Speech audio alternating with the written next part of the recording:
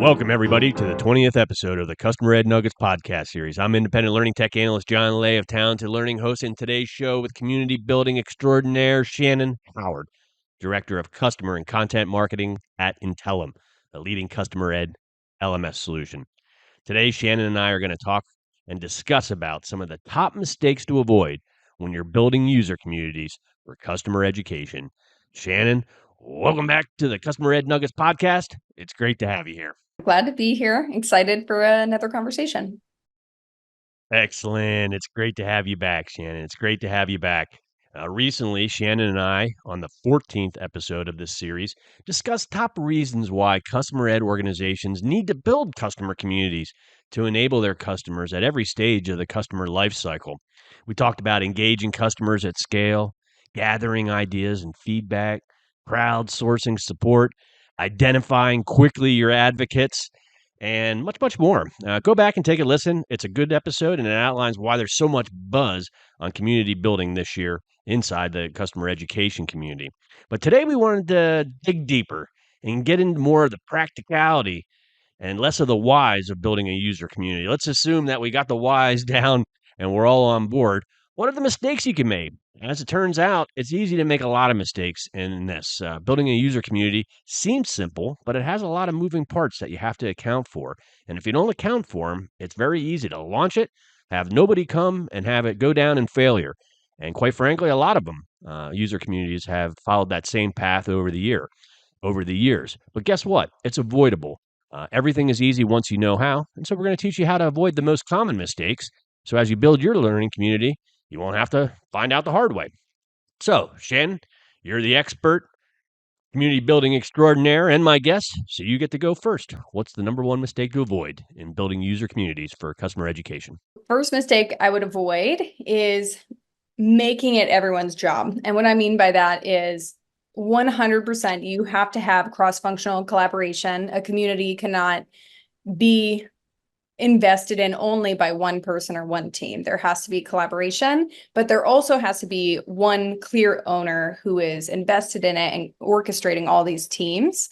I think a lot of people will say, oh, it's everyone's job. Well, if it's everyone's job, it's no one's job. So you have to identify who is that person who is responsible for kind of building and maintaining that community. Spot on. You're exactly right, Shannon. When it's everybody's job, it never gets done. Good advice. Okay, my turn. I'll take the second. As a recovering LMS sales guy, I may be guilty of this one. Don't oversell. Actually, don't sell at all in your user community. Everybody hates selling, but everybody loves getting value, education, and support that they need. Get the focus on making your customers successful, not marketing to them. If your users smell a sales trap, they will not come and they will not participate. Okay, moving along. Shannon, your turn. Give us the third. Third one that I see is not investing in the community. So people will kind of allocate a portion of someone's time to community building, to community management, rather than actually having a dedicated resource for community. Because especially in the early days of launching and building your community, it just takes a significant amount of effort. I think we underestimate that because most of us are in more established communities. So we just don't see that work that needs to happen on the front end to build up and engage the community before it becomes self-sustaining. All right. Thanks, Shannon. It is a chicken and an egg situation. You don't want to build too much before you have users participating, and you can't build too little at launch either. It is such a balance. It's kind of a tricky one you'll have to work out. Okay, I'll take the next one here. This one's not so glamorous, but it's very important. Don't forget about moderation. Without a proper moderation strategy, it's possible that discussions can become off topic or toxic even. A way to avoid that is to establish community guidelines up front and make sure everybody agrees to them to ensure there's active moderation to maintain a positive and a focused environment. Chances are you're not going to have negative comments or toxic comments, but without a moderation strategy, you don't know.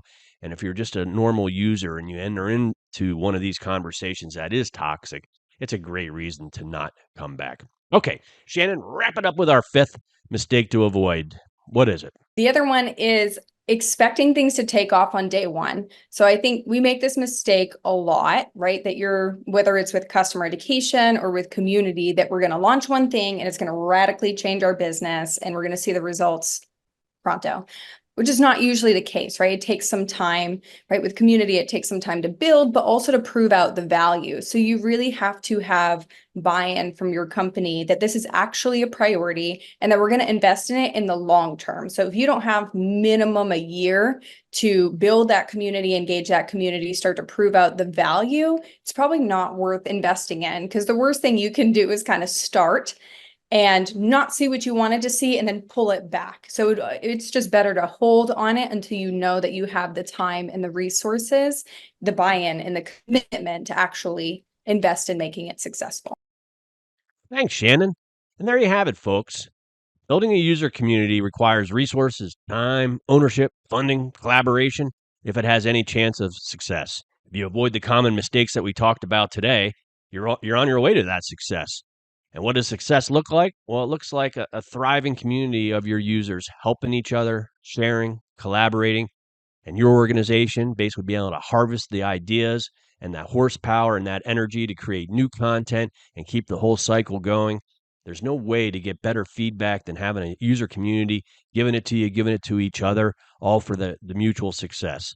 This is a stage that's really important now in certainly software organizations to expand beyond the LMS and use those social collaboration type tools to really engage that community and take it to the next level.